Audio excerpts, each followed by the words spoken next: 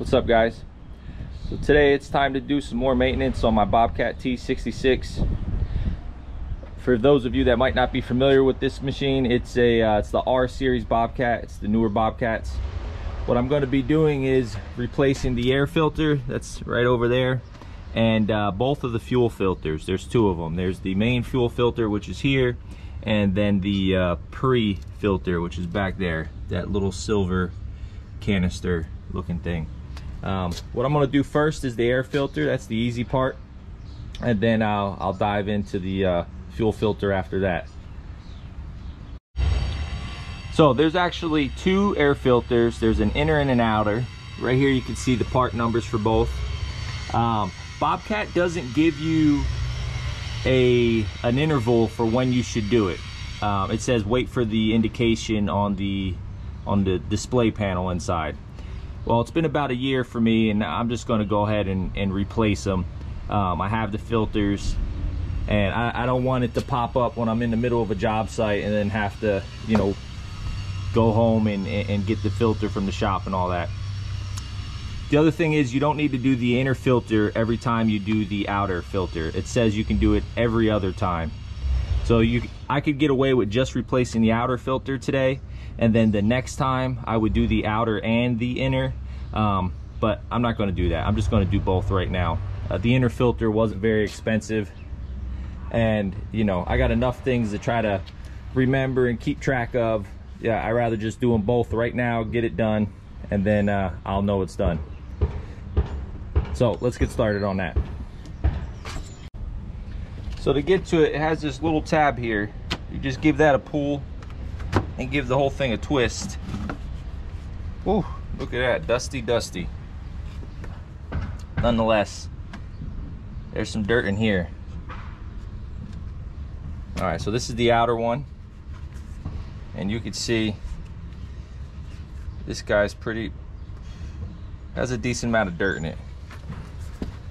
Let's give it a toss. Yeah, that's a decent amount of dust. This is the inner filter.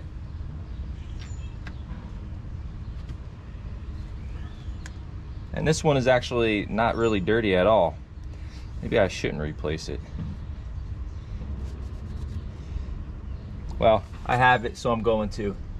Now what you want to do is just get some rags, some damp rags, and just wipe down on the inside.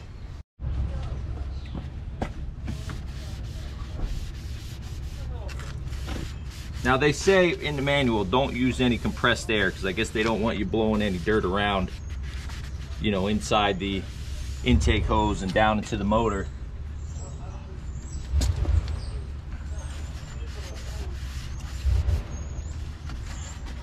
If you look back here, you can see these grooves here, this channel. This filter has those same grooves. And when you push this in, this new filter is a little tight. You have to really wiggle it in there, but you want to make sure it seats all the way back, all the way inside. So in other words, that channel back there will end up coming all the way to this point here. This should fit on the outside of the grooves of the channel there. And again, it's probably going to be, yep, it's a little tight, but give it some force, wiggle it on a little bit, it gets on there. You clean your lid out, clean out your little vent a little bit. This goes right back on. Little half turn, little click like that, push this in. Just want to make sure this vent's facing down, because any dirt that's blowing around in there that doesn't get stuck to the filter will end up falling out of this. You can see this canister is kind of on a downward angle towards this vent. You know, that's intentional. So any dirt that settles in there after you're running it, or while you're running it, will make its way down and fall down, I guess, into the engine bay. So now I'm moving on to the fuel filter. There's two filters. There's the pre-filter, which was that thinner one. This is the part number you can see here, 7348032. And then the main fuel filter. That part number is right there, 7336334. Now, a couple things you're going to need for this. You're going to need some 3/8 line. That's for draining the filter. And I had to run out and buy a bigger one of these oil wrenches. This fits filters that are 4 inches to 4 3/8. And that's what you need to get around this bigger filter. All right, there's a little plug down at the bottom here, just a little squeeze tab. You get that unplugged to pull that out of the way. And the 3/8 hose,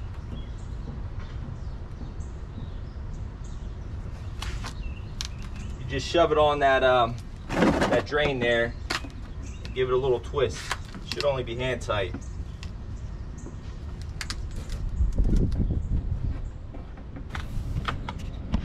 So you have to, you can see those bubbles? You got to pull it down a little bit. You can actually control it, how it drains, by pulling it down. It'll start filling the hose up. You push it back up, it slows it down. But it's not very fast. It's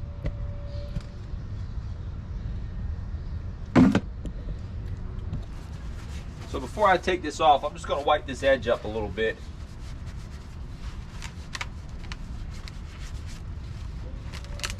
Now, the guy at the Bobcat told me that these things could be super tight, so I guess we're going to find out here together.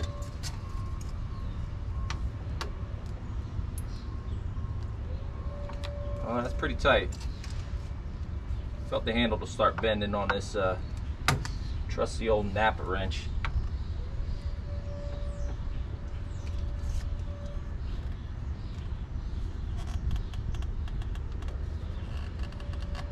Wow, yeah, that's pretty tight.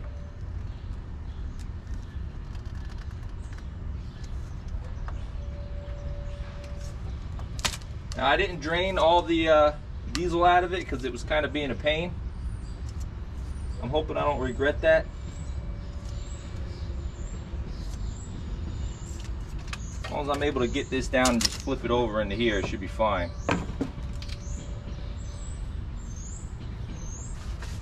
I have a feeling when I unscrew this, I'm going to make a mess.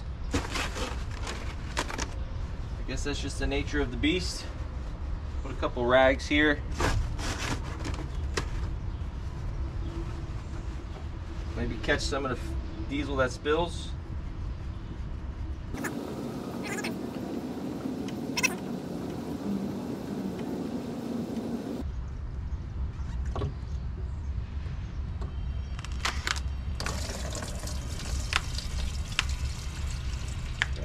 That's not stopping.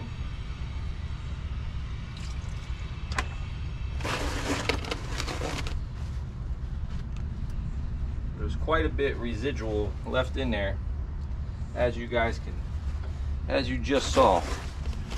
Like I said, this is my first time doing this, so you watched the struggle with me. So now we need to figure out what's my best method for getting this guy out.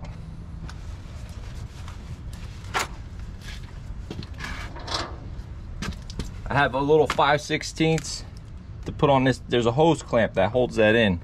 Hopefully, let me get you guys right a little closer if you could see. Yeah, see this hose clamp right here?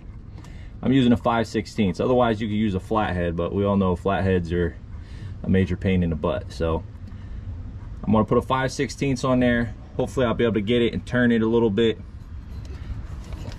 and be able to get to those hose clamps a little easier. Just use this long socket here.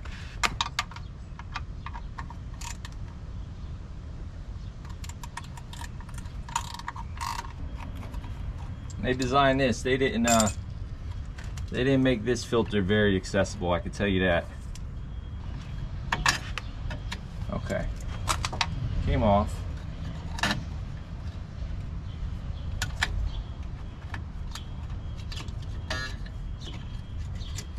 Now I'm able to move it a little more freely.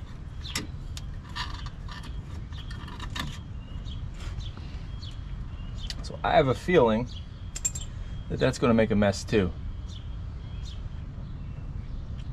You would think it already drained, maybe not. I don't know. I guess I just need to grab a pair of pliers and find out.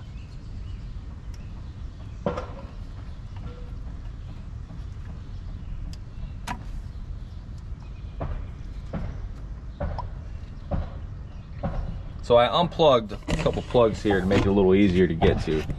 I unplugged this guy right here. I stuffed them off to the side. And I unplugged this one here at the top. I stuffed this one up here, make it a little bit easier. You can see it's loose, it moves. I could get to that hose clamp pretty easily. The top hose clamp doesn't look so easy, so I'm thinking I might take it off from right here. Take it off from right here, and then I can kind of just pull the whole thing down, take it all off, and put it on and fish it back through. But let me go grab some pliers and see what we can mess up.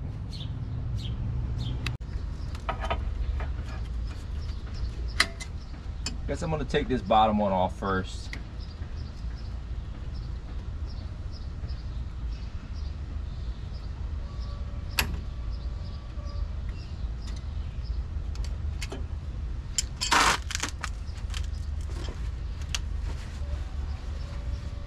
And we could see how much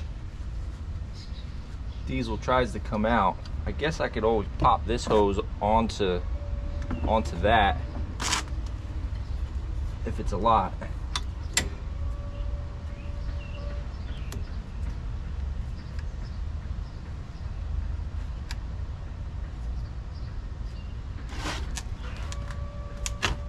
I have a feeling it's going to be a lot.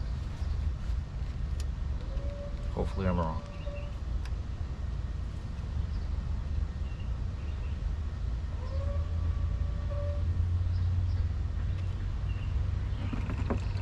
Okay. There's a steady drip, as you saw. It's coming out. I feel it bubbling. Now hopefully it stops. Good, it stopped draining. Well, it's slowing down a good amount. So that means when I take the top one off, it shouldn't make a huge mess.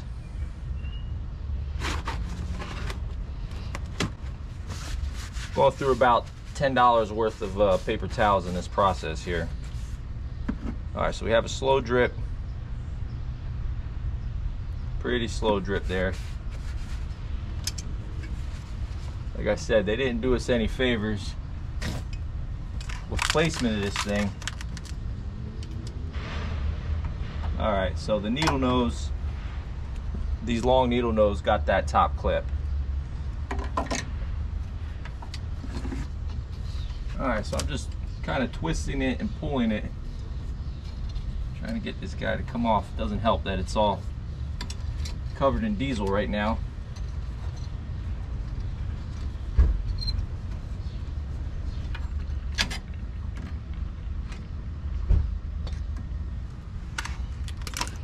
All right, it's coming off. I had to pry the hose up.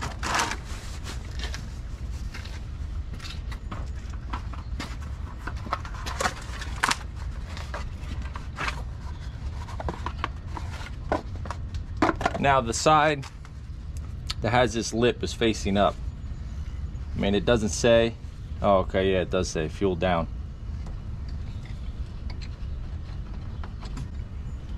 All right, that's off. Which I'm very happy about because that was a pain in the butt. This is the new one.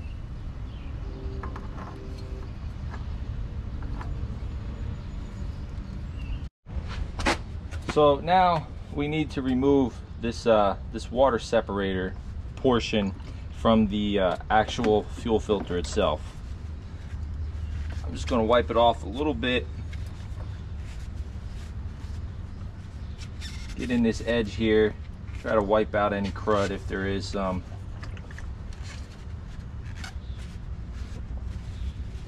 Same thing with underneath this this drain cap. Try to get everything nice, as clean as possible. So my plan for this, I have the smaller. This is for like 3 to 3.5, I believe, and then I have the one I used. And like I said, this was pretty tight. If you could see here, I bent it a little bit. I mean, this is cheap, but you know, it was on there. So let's figure out my best way of doing this here. This I want to go this way, and then this one I want to go the opposite way.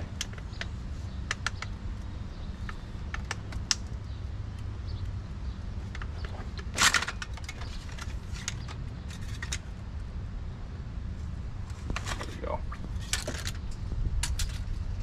That wasn't too bad. Came right off. Take a clean rag.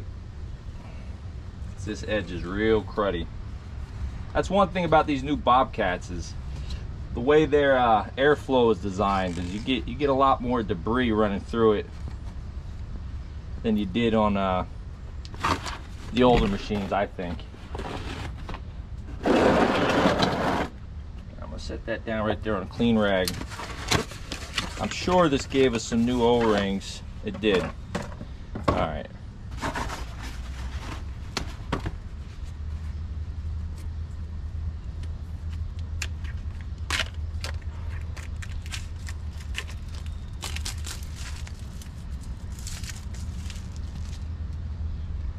So I'll pop this O-ring out of here. Probably need a blade to get it out.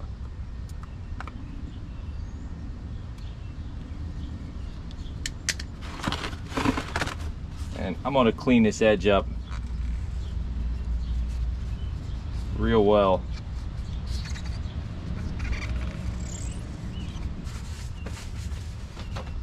All right. Like any O-ring, it's always good to put a little oil on there.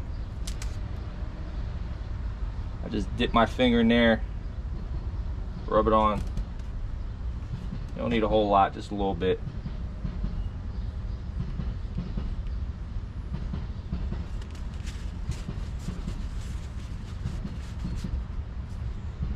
Get it right back here in this groove.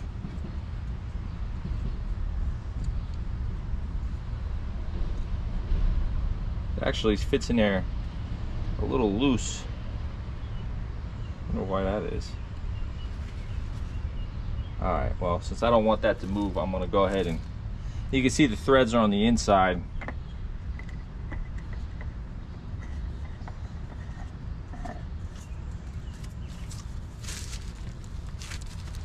Now I should be able, I think, just hand tighten this.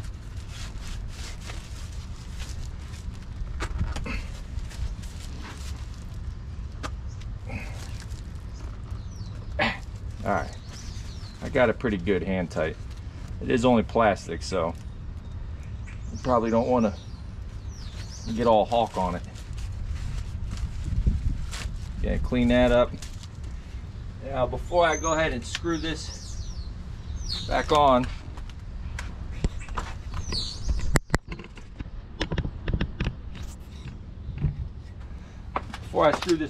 I'm gonna just wipe off this bottom here, make sure there's nothing up there. We'll peel this off, and same deal, just a little bit of oil right here on this gasket. My oil cap back on there.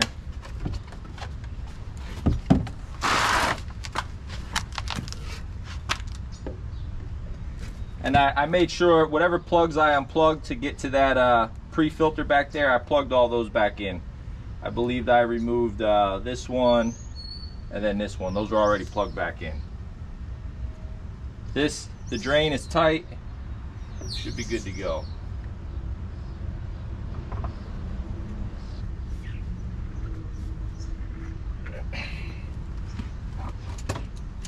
Now these don't need to be that tight. I just give it a little extra snug with this. There we go. I think that should be plenty.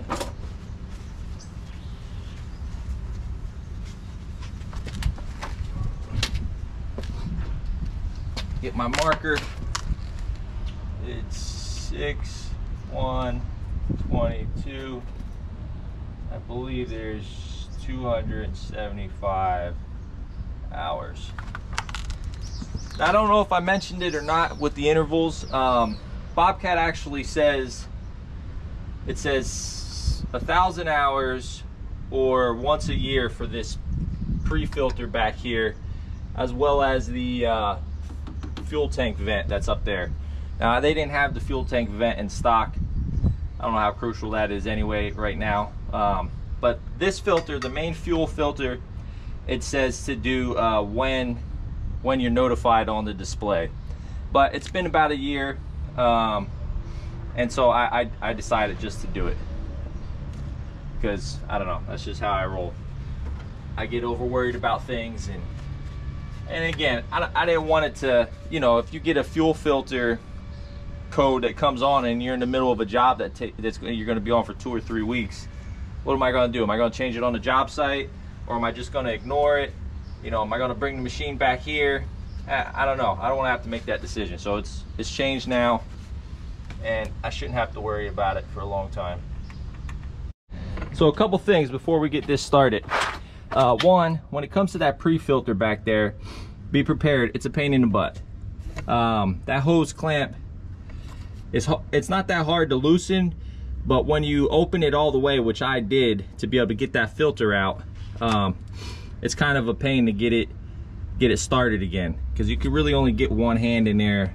So, and get yourself a pair of some long needle nose, because these actually work pretty good to reach those hose clamps. The other thing is, you don't need to pre-fill this filter. When I go in the machine and I hit that run button, it'll actually say priming fuel system, and it'll run until it senses that this entire filter, and I guess the whole system, is filled. And then what I'm going to do is start the machine. I'll let it run for a minute, and then I'll come back here and check for drips and such. But I'm going to do that as usual, guys. Thanks for watching, and don't forget to subscribe to the channel if you're not already. Let me get this machine started up. We hit this run button. You get that very loud beep. AC's on. Shut that off. Oh, I wrote 275. It's 287. Look at that. So you see here, fuel system priming. Wait to start. Now let's jump out here real quick.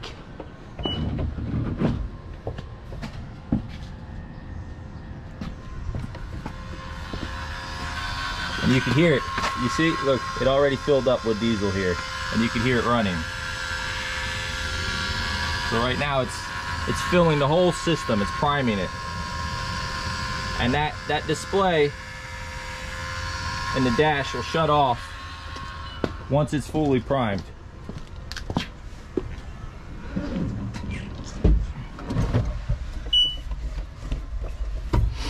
You see, it still says fuel system priming. Now normally this takes about, you know, when you normally start the machine, you only see that displayed for like 10 seconds. You know, right now it's been, I guess it's been about a minute. There we go, and it stopped. We'll start it.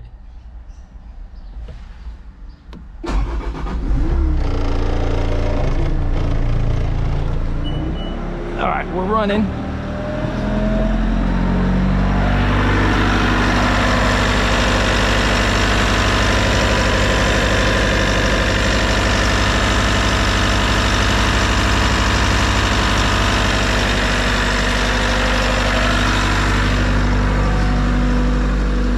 So what I just checked for, guys, is I look at all the hoses and make sure there's no leaks. You know, check all the spots that I disconnected and put back together and make sure they're all tight and I don't see any diesel dripping. But thanks again, guys. I'll catch you on the next one.